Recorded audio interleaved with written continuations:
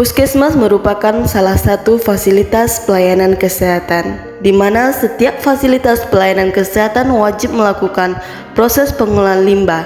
Limbah yang dihasilkan dari fasilitas pelayanan kesehatan dapat berupa limbah padat dan limbah cair.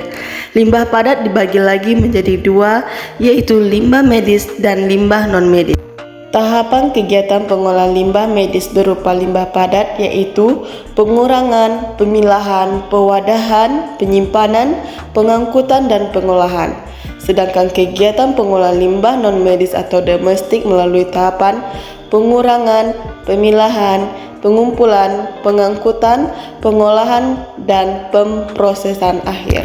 Tahapan pengurangan limbah medis dapat dilakukan dengan cara menghindari menggunakan material yang mengandung B3, melakukan tata kelola yang baik, pengadaan bahan kimia dan bahan farmasi untuk menghindari terjadinya penumpukan dan kadaluarsa. Puskesmas Bukit Kayu Kapur telah mendapat piagam penghargaan sebagai fasilitas pelayanan kesehatan yang tidak menggunakan alat kesehatan bermerkuri pada tahun 2021. Selanjutnya, tahap pemilahan. Limbah medis dimasukkan ke dalam tempat sampah yang dilapisi dengan kantong plastik kuning. Limbah non-medis dimasukkan ke dalam tempat sampah yang dilapisi dengan kantong plastik hitam.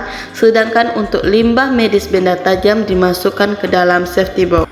Contoh limbah medis berupa kasa, handscoon, masker, dan bahan lain yang terkontaminasi darah atau cairan tubuh. Sedangkan non-medis bisa berupa bungkus plastik obat, botol minuman, dan bahan lain yang tidak terkontaminasi darah atau cairan tubuh. Selanjutnya, tahap pengumpulan dan pengangkutan limbah medis ke TPS.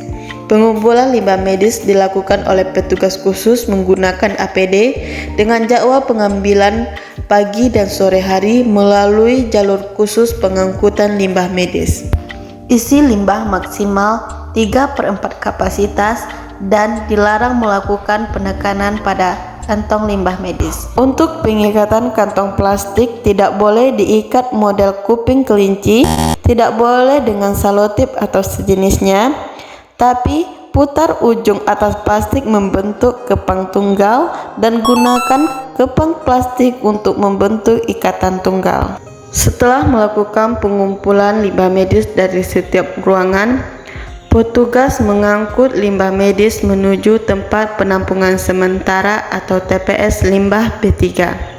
Sampainya di tempat penampungan sementara atau TPS limbah B3, petugas melakukan penimbangan dan pencatatan pada logbook limbah B3. Simpanan limbah medis limbah infeksius benda tajam maksimal 2x24 jam pada suhu 0 derajat Celcius dan 90 hari pada suhu kurang lebih 0 derajat Celcius.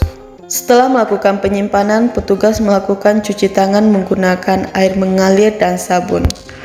Pengangkutan oleh pihak ketiga. Pengangkutan limbah medis harus menggunakan alat angkut yang berizin atau persetujuan pengangkutan, menggunakan simbol limbah B3 dan manifest limbah B3. Pengolahan limbah medis dapat dilakukan secara ternal dan non-ternal.